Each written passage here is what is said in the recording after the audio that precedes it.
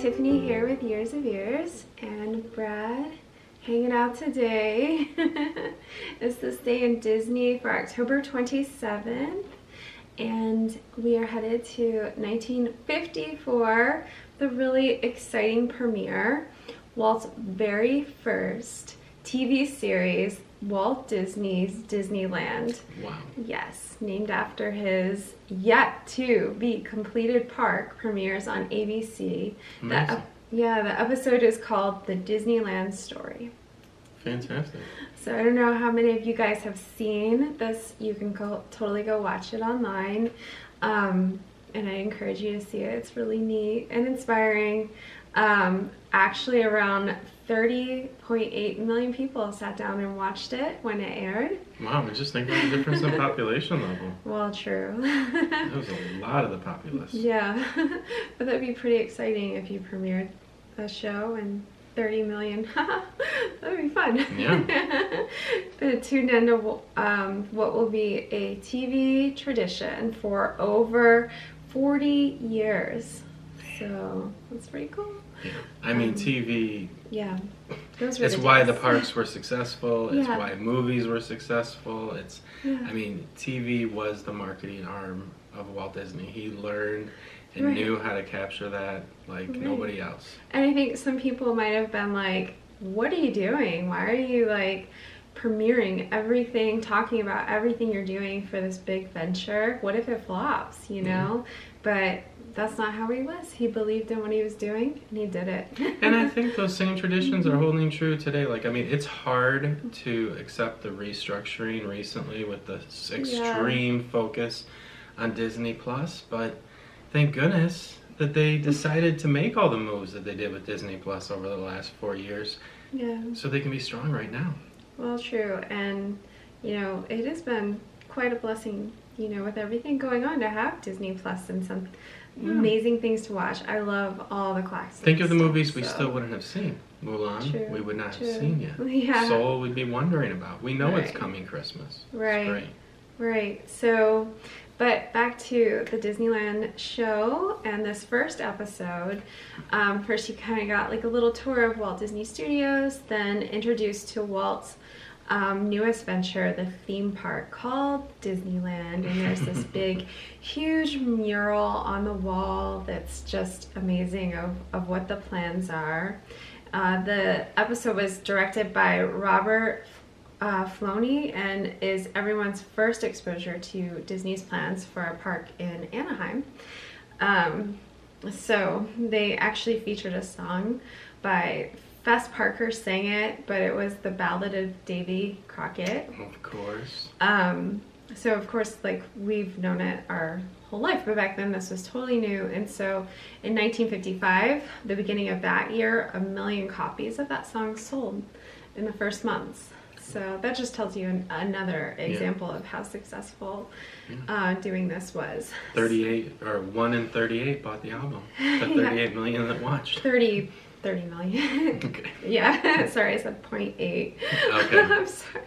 So anyway, there is an overview of each land, beginning in Frontierland with talking about Davy Crockett and some of those other tall tale stories from the frontier. And then, of course, the song being sung by Fess Parker. And then the Adventureland is next up, and Ben Sharpstein shares what has been filmed for the Adventureland shows. Oh, so this is so impressive actually, this segment to me, because they were getting footage from all over the world and doing a really great job of you know, showing cultures that were totally different and things that I don't think people had even seen National before. Geographic, probably. Yeah. I mean, certainly not in moving pictures. So I thought that was really groundbreaking and really exciting. I think exciting. for me, that segment would have been like, whoa, this is something I want to watch. And then next up was Tomorrowland with Ward Kimball, and he talks about other ideas for the land, beginning with like the rocket. It's not all fully realized. I mean, there's just very vague. So well, let's they're not face like, it. This was before we made it to the moon. This is pre-space race that they are dreaming of tomorrow and building this. And so they're talking about a rocket to the moon and man's experience in space, and they do talk about him needing a spacesuit and things like that. And then this, taking a voyage to the moon, but then like not just going to the moon, going even farther to Mars, So they were really totally excited and seeing. And we're still catching up with their dreams. I mean, we're getting very close. We are, but still, 1954. It's been a bit. So then Fantasyland last off because it was just 4 lands at the time when they aired the show, and Walt does such a great job of explaining about you're going to experience, all the like Peter Pan and all the movies that they've made up to then. Like you're going to get to experience it through your imagination, and like anything you can imagine, you're gonna have here. So the viewer would really actually, the way he words it, it's like you're part of the process and the experience of them building Disneyland. Nice.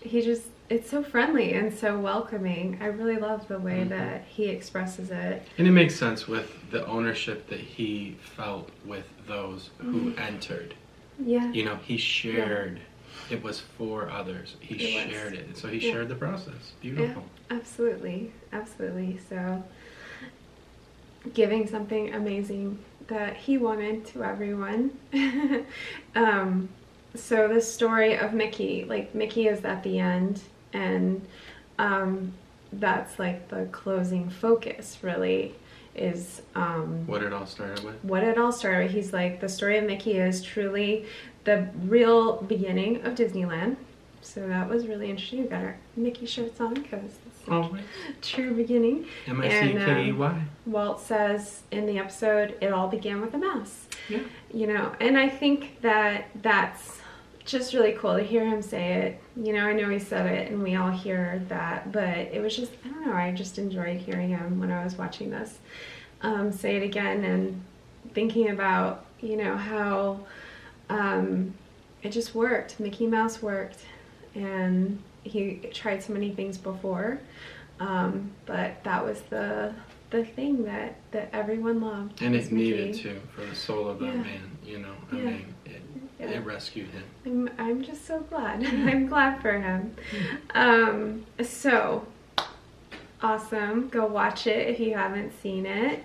So next up on This Day in Disney in 1979, Halloween Hysteria. What? A special ticketed event at Magic Kingdom at Walt Disney World. Crazy. Did not know about this at all, and we had to just share it with you guys before we closed out today, because it takes place at the Magic Kingdom, like I said, and it's live music by these bands. Maybe you'll know them. Okay. I don't know if I only know one of them. Okay. Dr. Hook, The Police, I know that one. Dan Chaz's Magic Web of Wizardry. Interesting. Sea Level, and Michael Johnson. And this was the first Halloween ticketed event. I found it. Interesting. I can't find any other ticketed Halloween event at Magic Kingdom. So this is it. Yeah. And it had all these... Interesting, because on the West Coast they were doing like the Helix thing, the live band there around this time, I believe. Was it 79? Interesting. You think? It could be. Yeah, I don't know. So at the Walt Disney World Village, there were Halloween activities for children. So they did the costume parade, pumpkin carving, and then character meet and greets and things like that. So you had to get a ticket though. Ticketed event. And it seemed really interesting and fun. And now we're going to find out about these bands, and it's The Police played at Disney World. Yeah, they did. Wow. We missed it. We were too little. I was 3. I don't think we could have made our parents take us at that point. Yeah. Why, Mom and Dad? Why didn't we get to go see these bands? Well, especially The Police. That would have been awesome. But yeah, so check it out. Well, there isn't a lot on this. I just found one blurb on it, but go check out the Disney. The only thing on Disney Plus I've been able to find is there are Disneyland stuff, but it's closer to the opening of Disneyland. It's not the first episode, and you know, let me know if I'm wrong. I couldn't find that one in there. But if you guys have seen, you know, loved watching that, or if you saw the original, wow, please comment below. We want to hear what you thought and what it was like to live at that time and enjoy all this amazing TV. And then, gosh, if you were there for Halloween Hysteria, we want to hear about it. Leave us a super long comment all about how fun it was. That'd be great. But that's it for this day in Disney. See you guys next time.